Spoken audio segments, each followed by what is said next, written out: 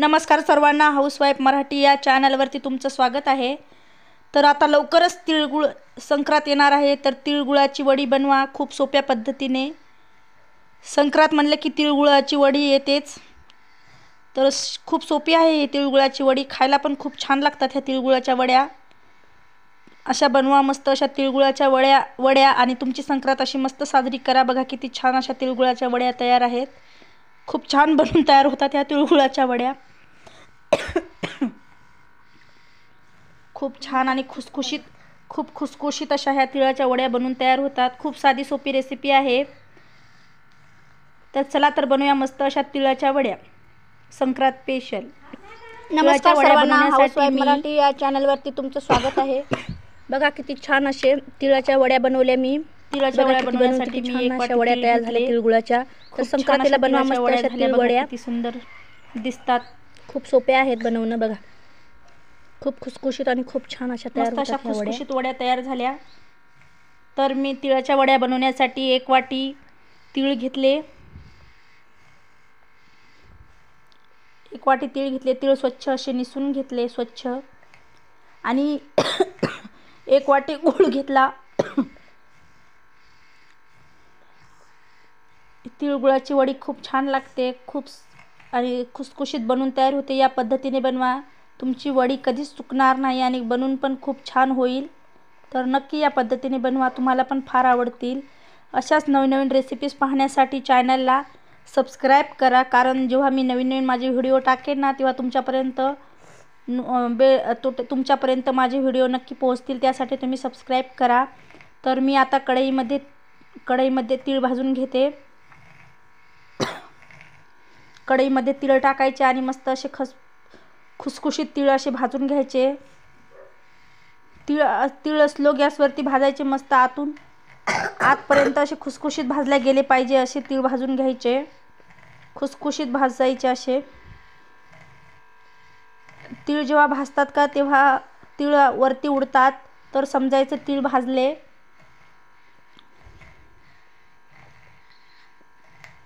मस्त असे तीळ भाजतात।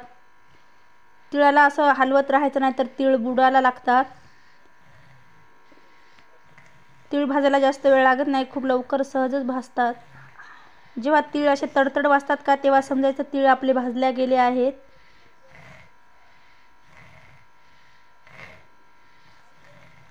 आता हे तीळ एका ताटामध्ये मी काढून घेते।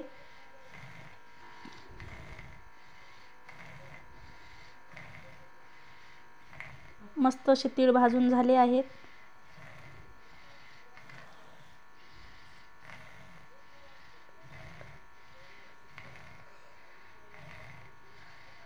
आता हे तीळ मी एका ताटामध्ये काढून घेते।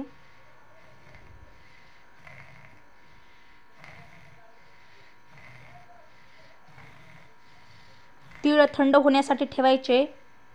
थंड झाल्यावरतीच बनवायला घ्यायचे तीळ।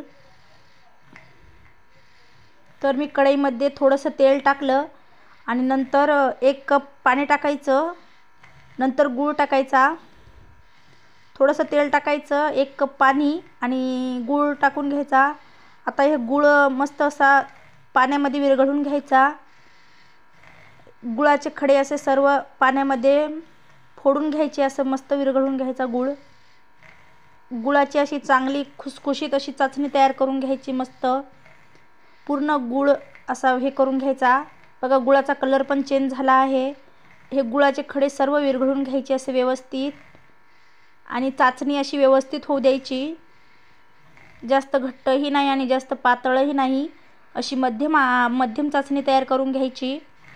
चाचणीला मिक्स करत राहायचं, नाहीतर बुडाला लागते ही चाचणी। स्लो गॅसवरतीच ही चाचणी तयार करून घ्यायची, गुळपाकाची चाचणी तयार करून घ्यायची गुळपाकाची। आता मी एका ताटाला तेल लावून घेतलं, कारण जेव्हा आपण तिळाच्या चकल्या टाकल्या ना की ताटामध्ये सहजच बसतीला आणि सहजच चकली निघून येते। तेल लावून घ्यायचं ताटाला। तीळ आता थंड झाले, थंड तीळ या चाचणीमध्ये टाकून घ्यायचे। चाचणीमध्ये व्यवस्थित मिक्स करून घ्यायचे, स्लो गॅसवरती व्यवस्थित। गुळाची चाचणी पूर्ण तिळाला लागली असे मिक्स करून घ्यायचं। आता हे चाचणी केलेली एका ताटामध्ये मी काढून घेते. ताटामध्ये काढून घ्यायची मस्त.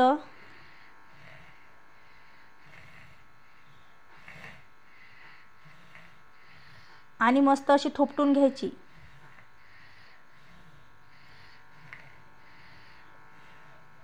गरम आहे सध्या, थंड होऊ द्यायची मस्त. हाताने त्याला थोपटून घ्यायचं आणि मस्त. आणि अर्धा तास असंच त्याला झाकून ठेवायचं. अर्धा तासानंतर त्याच्यात वड्या पाडून घ्यायच्या तिळगुळाच्या. तर बघा मी सर्व वड्या पाडून घेतल्या. तुम्हाला जर माझी ही रेसिपी आवडली असेल तर चॅनलला लाईक करा, शेअर करा, सबस्क्राईब करा, तुमच्या मित्रमैत्रिणींना शेअर करा. आणि माझ्या ह्या तिळाच्या वड्या कशा वाटल्या ते कमेंट करून सांगा. बघा किती खुसखुशीत अशा तिळाच्या वड्या तयार आहेत. तर तिळगुळ